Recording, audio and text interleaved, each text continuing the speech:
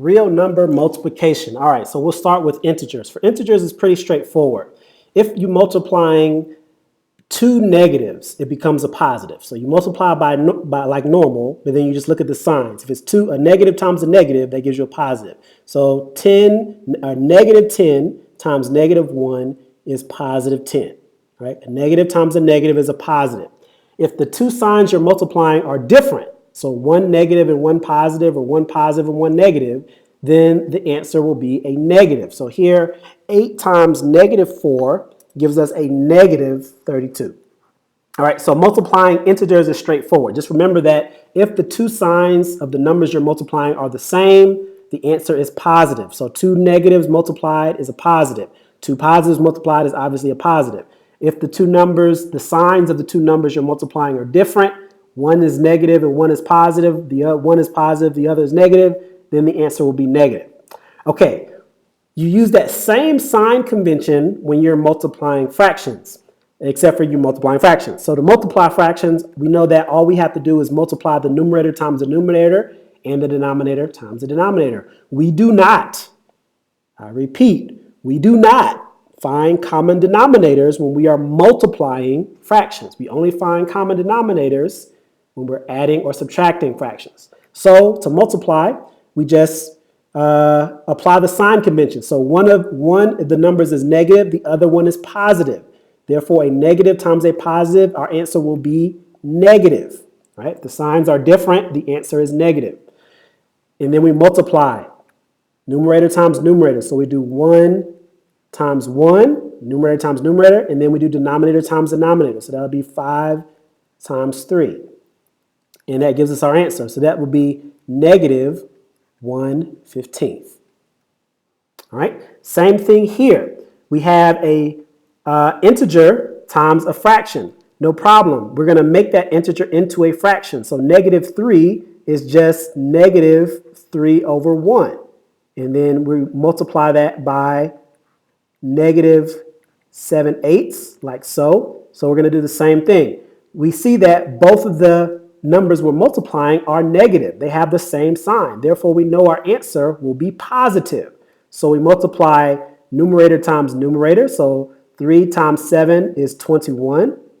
And we multiply denominator times denominator. 1 times 8 is 8. So that's our answer. Positive 21/8. Positive 21/8. And if you like, as a mixed number, that is 2 and 5/8. A positive 2 and 5/8. Okay? So two negatives, a negative times a negative is a positive. But a negative times a positive is a negative. Okay, and then finally we have multiplication of decimals. So right off the bat, we know that our answer here is negative because we have a negative times a positive. Then we just need to multiply to get the numerical value of our answer. So we'll do 3.4 times 9.2. So notice here, as I'm multiplying, I am dropping the negative sign because I know my answer is negative. So I just went ahead and put my negative sign here. And now I just multiply these numbers like normal. So 4 times 2 is 8. 2 times 3 is 6. As a key point, when we multiply decimals, we do not line up the decimal points. These decimal points are just lined up because they have the same number of place values. Okay, but generally we do not align the decimal like we do with addition and subtraction. Okay, so remember that when you're multiplying decimals, you do not line up the decimal points. Okay, so anyway, so 3 times 2 is 6. 9 times 4 is 36. So we're going to indent 1, 6, carry the 3.